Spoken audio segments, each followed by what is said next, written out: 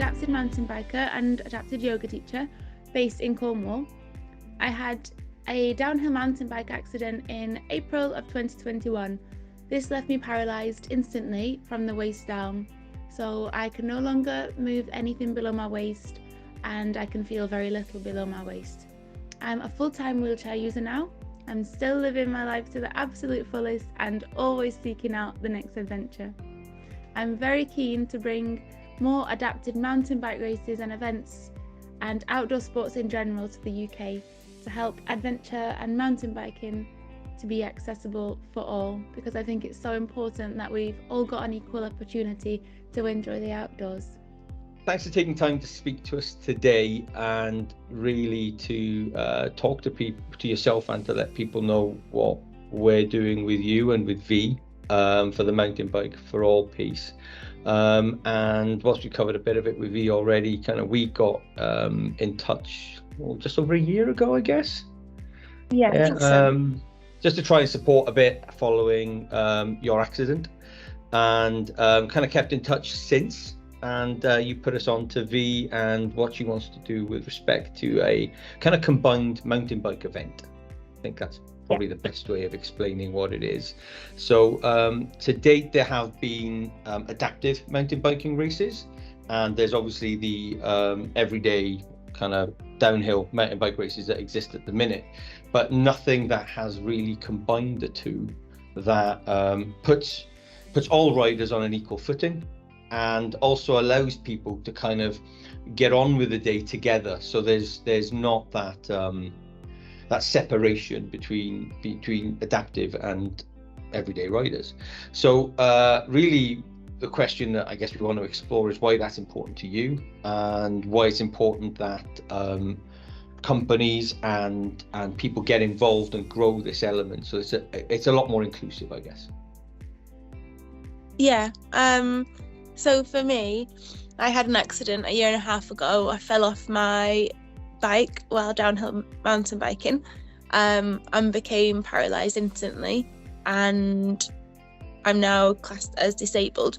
So I have an adapted bike, and before my accident, I took part in some downhill races and some enduro races, and then when I had my accident, I just assumed that I could carry on racing mountain biking and be involved in mountain bike events, but that wasn't the case, because adapted riders are very, very rarely included in any mountain bike events, very rarely included in races especially.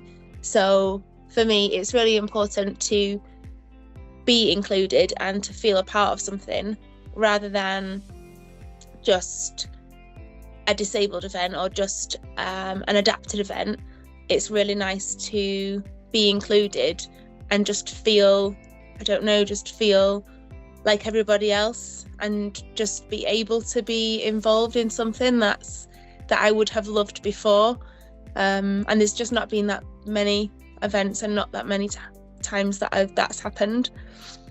I mean, I'm guessing part of that is, and I've done very limited, I'd say, races. I've certainly gone between tapes. Whether my time would count as racing is another thing, but it's that kind of chatting, getting to see people, being included in the whole space in the event, because these things usually run over weekends, so it's that whole social aspect, I guess, as well, that's really helpful.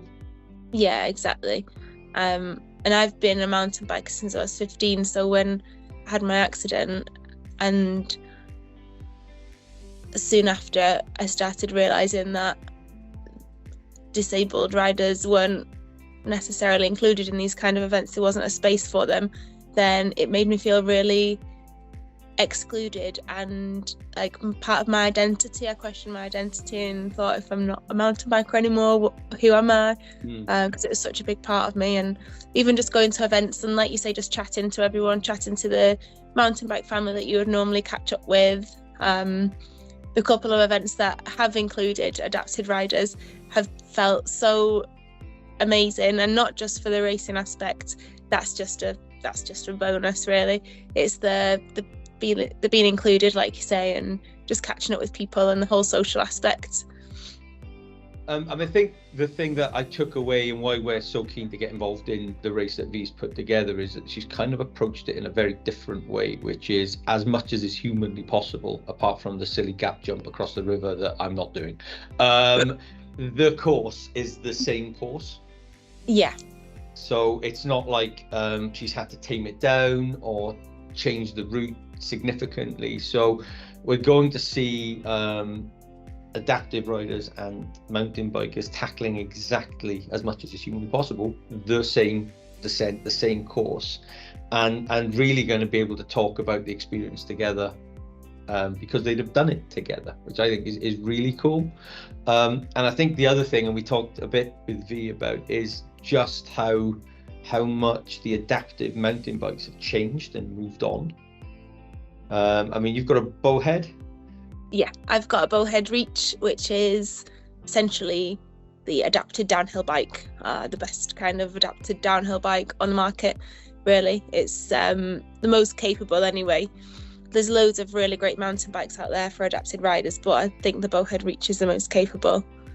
And it's just, I think if people take anything away from this and they want to go and have a look at it, it blows my mind what those things can do, and how it opens up the world of mountain biking to adaptive riders. It's a fairly decent bit of kit. I think it probably gets more looks than most of the shiny mountain bikes at kind of events and spaces. I think going forward, what would be great to see is more of this, and hopefully on the success that we hope we'll have with the first race, we'll see where we can go from there.